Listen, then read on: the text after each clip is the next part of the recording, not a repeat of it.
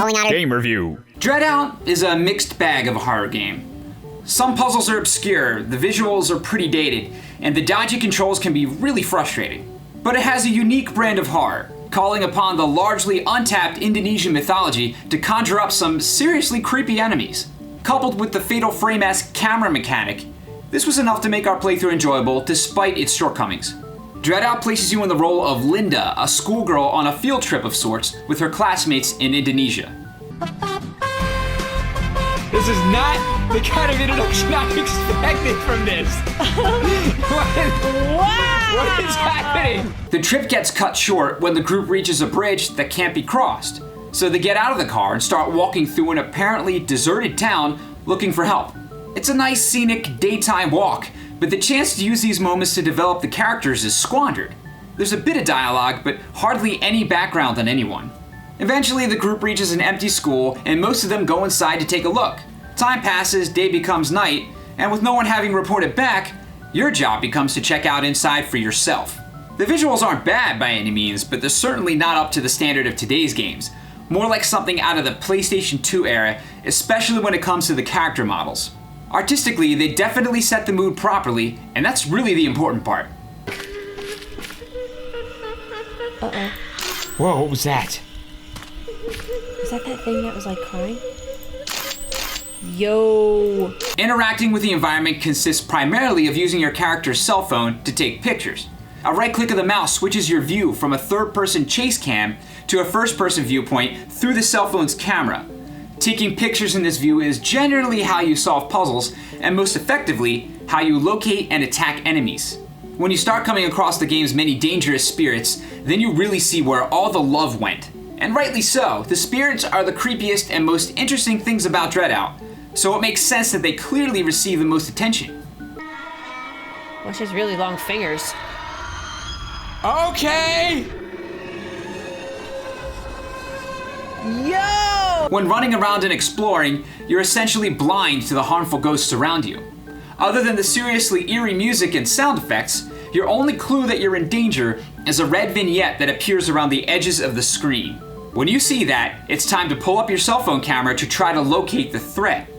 This simple act offers up a real scare factor that never gets old, especially when you finally spot your foe, because holy hell are these enemies creepy. What is nothing? Oh my god!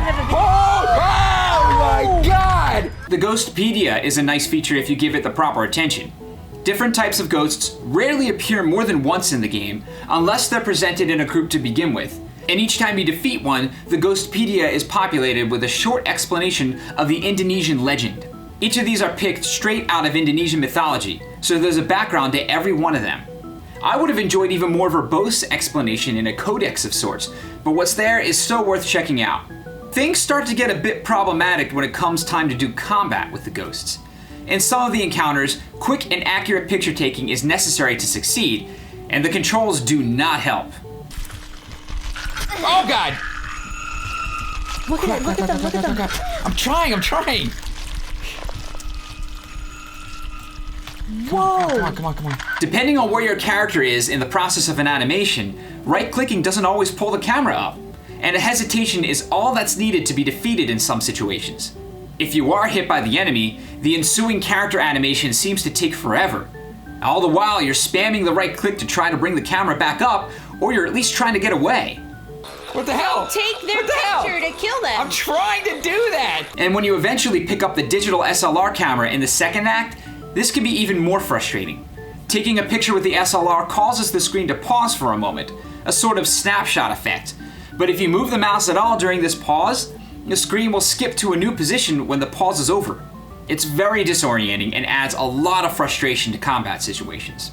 Aside from playing host to that SLR issue, the second act is far better than the first, which takes place almost entirely inside the aforementioned school. You could probably run the length of the school in about 5 to 10 minutes, but you're stuck there for a couple hours, depending on how long it takes for you to finally figure out the fairly obscure puzzles in it. So something is like right here. Music. What the hell is it? I'm hitting E. Is it below you? I mean, it's one thing to include some tough puzzles, but if they all take place in the same location, your surroundings, and in turn the game itself starts to become really repetitive and a lot less fun. For a period of months, this was the only available act of DreadOut, and it wasn't a great impression. Thankfully, the second act goes a long way to alleviate this, involving several different locales, some big enemy encounters, and appearances from other characters, all of which were missing from the first act. The combat situations can still be frustrating thanks to the dodgy controls, but it's all so much more interesting since they're wrapped up in different packages of strategy and location. The second act is also a lot scarier than the first, with ever creepier ghosts making appearances. Fine. Let me show you a trick. No. No tricks. Well, her hands are humongous.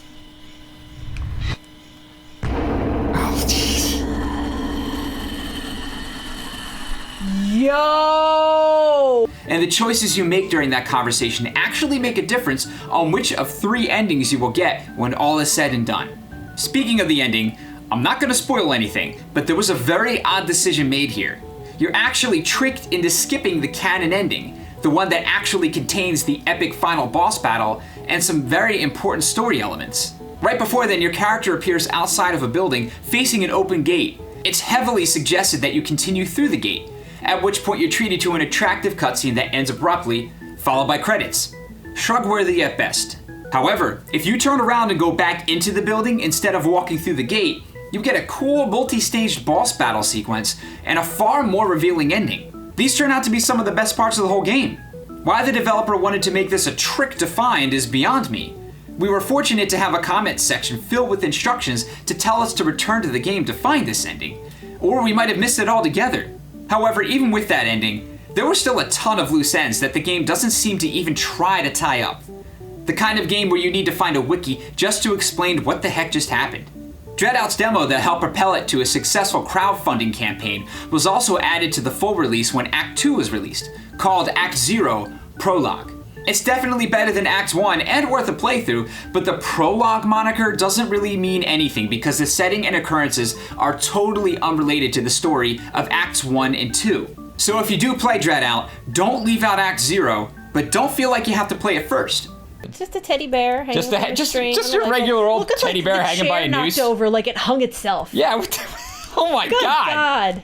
God. So, I can't take it oh anymore. wow. The use of Indonesian mythology in DreadOut is unique in the genre, and it pays off with some legitimate scares, held up primarily by the grotesque enemies, the effective camera mechanic, and the eerie sound design, with a cool payoff if you get the good ending.